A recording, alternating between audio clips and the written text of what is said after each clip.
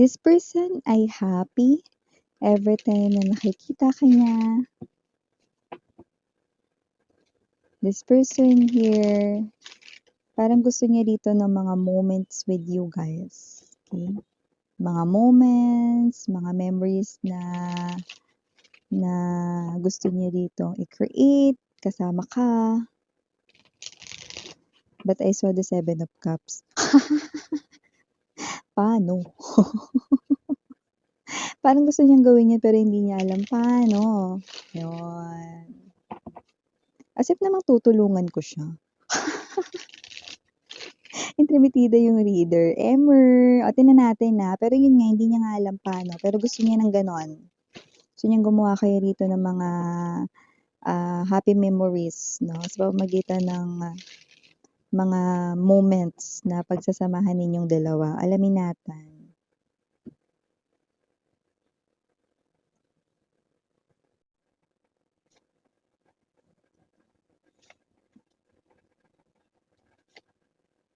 Oo. Taray. Okay, 4 of coins in reverse position. 6 of coins, upright position. 5 of wands, reverse position, full energy, okay. Okay, listen mga babes, no? Kung sino man tong energy na to lumalabas, mga sweethearts, no? Na itong person na to, no, ay dating maang-maangan dito, no? Sa kanya ritong real feelings for you. Yan, no? Nakikita ko dito sa energy ng person na to at kung sino rin tong person na to, nakikita ko dito na in denial siya sa tunay na nararamdaman niya dito for you guys, no? And I do see, no, na may mga energies na ito ay bagong person, pero ito ay mangilan-ngilan lamang, no? Pero marami rito na ang energy na to, no, ay walang iba kundi ang ex-lover mo, no? Na parang marami sa inyo, no, na dati siya ito na in denial sa feelings niya here for you guys, no? Or dati siya ito, no, na parang hindi ko namimiss si collective, no? Pinagsasabi mo dyan. Hindi ko rin naiisip si collective, walang gano'n. Hindi siya sumasagi sa isipan ko. 5 of wands in reverse position. Naka-move on ako kay collective, no? But it looks like it's the contrary, no? Ito ay kabaliktaran ng kanya rito ang sinasabi. Pero ang maganda, hindi na siya nagmamaang-maangan pa. Uy, merong pagbabago doon sa parting iyon, 'no? At kung ito naman ay new person na puwedeng umaaligid-aligid na sa'yo, 'no, pero hindi niya kasi alam kung ano ang real score niya rito sa'yo kung sakaling mag-confess siya ng feelings or emotions sa'yo, 'yan nakikita ko rito na dati puwedeng hindi ka niya gusto or hindi ka niya type, 'no, ta's ngayon gusto ka na niya, 'no? Gusto ka na niyang ligawan, gusto ka niyang i-pursue kaso hindi niya nga alam yung puwedeng maging risk or dito lalo na yung iba dito nakita ko na puwedeng naging aso't pusa kayo nito. Or minsan na kayong nag-clash ng taong ito 'no, pero gusto ka niyang ligawan. So iniisip niya rito ano ba talaga ang dapat na gawin.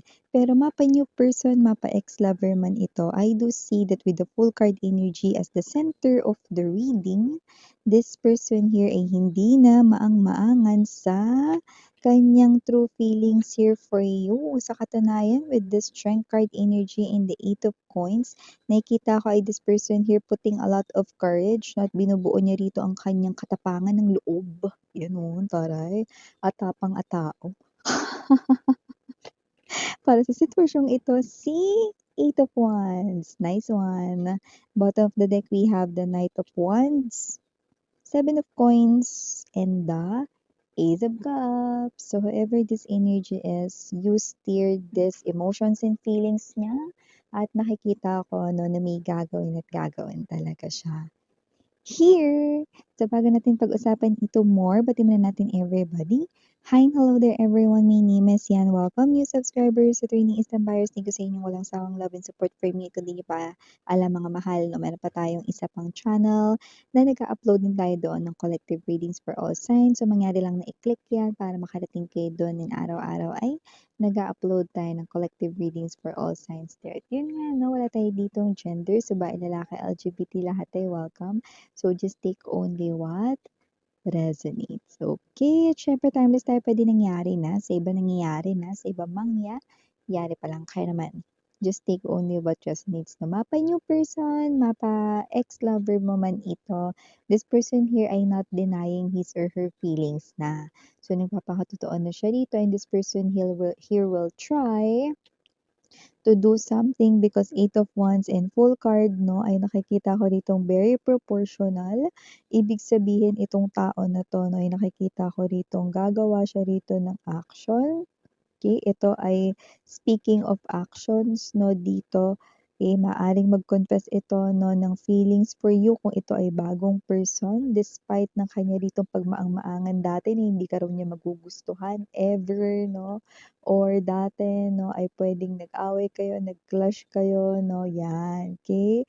So, kahit na yun pa ay parang nangyari, itong person na 'to 'no, ay magkakaroon pa rin dito ng paggalaw ng baso at gagawa siya dito ng hakbang or aksyon kung saan aaminin niya sa'yo ang kanyang nararamdaman dito 'no. At ito naman, kung ito ang iyo ritong ex-lover or ex-person na nakikita ko dito na itong iyong ex-lover dito 'no, ay dating ay naku, 'pag may nagtatanong sa kanya kung kamusta na, okey na ba siya, naka-move on ba siya sa'yo, or naiisip ka pa ba niya 'no, dati ganito siya, hindi, ba't ko maiisip yun si collective, sino ba siya? Yes, kasi dati parang medyo, may halong galit siya sa inyo or hindi naging maganda siguro ang hiwalayan ninyo with the Five of Wands 'no. Nakita ko yun dati, pero ngayon kasi naka-reverse na ito. So, ibig sabihin ano man ang mapait or pangit 'no, na nangyari sa inyong relationship dati 'no, wala na yun na, kinalaman ngayon 'no, hindi na nagkakaroon yan ng epekto ngayon or bisa 'no. So, kung sino man 'tong energy na 'to, this person here, 'pag may nagtatanong na sa kanya ngayon kung nami-miss ka ba niya 'no, the answer ay straightforward na yes. Yun 'no, so inaamin niya na dito na nami-miss ka niya, hindi na rin siya nagtatago ng emotions and feelings dito 'no. Yung iba nga sa kanila rito, ewan ko, may mahilig kumanta kahit na wala sa tono. Meron kasi nitong parang nag-videoke ta's kumakanta, dinadaan niya siguro dun yung pagiging heartbroken niya sa'yo, 'di ba? Kasi dati dini-deny niya rito hindi ka niya nami-miss, 'di ba? Pero ngayon mga babes, so this person right in here 'no, oh, giliw niya, miss na miss ka niya, yun. Inaamin niya na sa lahat ng mga nakapaligid kahit hindi naman tinatanong, yan 'no. "Pre, kung tatanungin mo ko kung nami-miss ko si collective, di ko naman tinatanong pre." Kahit hindi mo tinatanong, sasabihin ko sa'yo nami-miss ko si collective, yan. So, siya na rin talaga yung nagtatapat, nagsasabi, nangunguna dito, yun ang nakikita ko na this person here could be doing it, yung actions through words, okay? Pagkakalat 'no, or, this person here 'no ay telling everybody, especially 'no kung ito man ang person rito 'no na meron kayong common friends, common individual that you both know kasi parehas naman kayo rito na nagkaroon ng relationship. And yes, okay, nakita ko rito na inaamin niya na hindi niya dini-deny, 'no? 'Pag may nagtanong rito ngayon kung mahal ka pa ba niya, this person here 'no will, sasabihin straight up 'no na, "Oo, mahal ko pa si collective. I still have feelings for collective," yan 'no. "Pero pre, sabi mo dati tinago ko lang kasi yun pre." See, masyado siyang nagiging honest ngayon. Dati tinatago-tago niya pa, dati naka-upright position ang Four of Coins, ngayon naka-reverse na. So, ibig sabihin dati tinatago-tago niya pa yung feelings na yan niya for you guys 'no, na hindi naman daw totoo, na nami-miss niya kayo 'no, na yun ay parang kasinungalingan lamang 'no.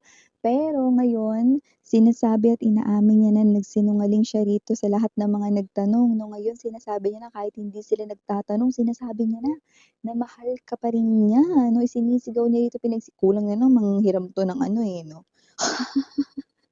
Kulang na lang manghiram 'to ng megaphone sa barangay nila, eh, mga babes 'no, or baka bumili siya sa Shopee, mura lang naman. para sabihin sa lahat na nami-miss ka na niya 'no. Might not be literal na gagawin 'yan, pero yung nakikita ko nagsusumigaw ang kanyang damdamin na gustong huminga ng kanya ritong damdamin, gusto niya ritong ipagsigawan sa lahat 'no na, oo, totoo na hindi pa ako nakaka-move on kay Collective. Oo, totoo na hindi pa ako nakaka-move on kay Collective, 'yan. Kaya siguro yung iba nagbi-videoke sinasabayan ng inom dito 'no? So kung sino man 'tong energy na 'to 'no, hindi na dini-deny ang nararamdaman, Gora na daw 'te. So nakikita natin dito na this person here na will definitely try to do something 'no, and for others this is appearing here as somewhat risky. Bakit risky, Miss 'yan? Kasi dito parang may energy ng puwedeng maiba ang tingin sa kanya ng mga tao sa paligid niya na, "Ay, ba't ka naman nagsinungaling dati, pre, dati sabi mo ganito ta's ngayon sasabihin mo ganito." Ayan, oh. So ibig sabihin once na itinatama niya na ang lahat maaaring may mga tao dito mag-iba yung tingin sa kanya na, "Ay, sinungaling pala talaga 'to, eh." 'Yan 'no, pero wala siyang pakialam dun, okey? Ang pinakapakialam niya rito or ang pinaka-concern niya rito, I mean, is kayo, okey? So, wala na siyang pakialam dito kung yung pagiging honest niya rito ay masira yung ginawa niya ritong image for himself or herself way back then, okey? It doesn't matter sa kanya. What matters most for this person is you alone, okey? You are the only one occupying his or her mind, his or her damdamin, feelings, emotions, okay? Na nakikita ka rito, this person here ay trying to work on his or her courage, trying not to finally come towards you, okay? Tell you guys how much he or she loves you and miss you. Whether this is a new person here, now this person will I'm seeing him or her gaining enough courage to tell you his or her feelings for you. And if it is your ex-lover, which is marami yun sa inyo, na this person here, no, will do everything to face you and to tell you that he or she ay crazily missing you. Yeah. I miss you like crazy. Miss you like crazy. Yan, 'no. So, miss ka niya like crazy. Knight of Wands energy. Nakikita ko with the Seven of Coins right in here in the Ace of Cups. Nakikita ko rito na once na magawa niya ito, magiging maluwag sa kanyang dibdib. At kung ito ay new person, may energy rin dito, no, na mas i-express niya sa'yo rito yung kanyang adoration. Kaya, kung meron man mga tao ditong nakakita, no, na nag-away kayo dati, nag-clash kayo, okay? Ipapakita niya sa mga ito 'no, na yun ay tapos na 'no, at ngayon 'no, ito na ang kanya ritong nararamdaman para sa'yo. Tsaka tama naman, wala naman talagang eksenang perfect mga babes, 'di ba? Minsan nga diyan pa nabubuo yung feelings, kaya diyan nabuo yung feelings niya sa'yo, eh, kung bagong person ito, kasi inaway mo siya. Kasi nag-away kayo, kaya dun nagsimula ang lahat, yan. Diyan nagsisimula lahat mga aso't pusa, yung mga ano, peg ninyo, yan 'no. Kaya tingnan niyo na-inlove tuloy siya sa'yo at hindi lang yun mare, grabe pa yung flow rito ng energy, mantakin mo ang taong ito na ganito ka niya nakikita. Yang laman ng yan 'no, hindi po yan lalagyanan rito 'no ng McDolly or alak 'no, kundi yan ay lalagyanan rito ng emotions and feelings. This is a chalice, okay? This, symbol dito ay, overflowing na pagkagusto sa inyo. Gusto niya kayo rito 'no na, um, ipahayag sa inyo ang kanya ritong nararamdaman and nakikita ko na-e-express niya yan sa inyo more. And if it is your ex-lover naman, nakikita ko that this person here will invest more dito sa'yo na this person here will make sure that you are happy. Kasi dati parang alam niya naging sakit siya ng ulo sa'yo with this Ace of Swords to the Five of Wands. Pero ngayon with the Six of Coins, kung ano yung magpapasaya rito ng puso mo, Six of Coins energy, yun ang kanyang ibibigay sa'yo. Okay? So this is done deal, sweetheart. Pero syempre it's up to you. I always keep on telling you guys 'no, na nasa inyong mga kamay kung ito ay inyo ritong pauunlakan or hindi.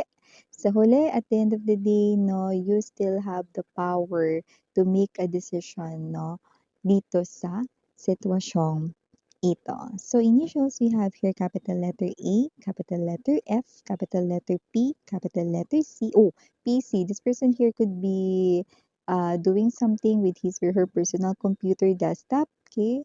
So just take only what resonates. Maybe this person here, no, nasa office siya, no, while thinking about you because this is a computer writing here. So, just take only what resonates. Okay. So, aside from that, we also have here capital letter R. So for the small letters, we have O, B as in boy, D, and last but not the least, we have G. So these are all the messages we've got right here for you, sweethearts. Again, I'm Yuriana on me, Sarang Love and Light. Annyeong.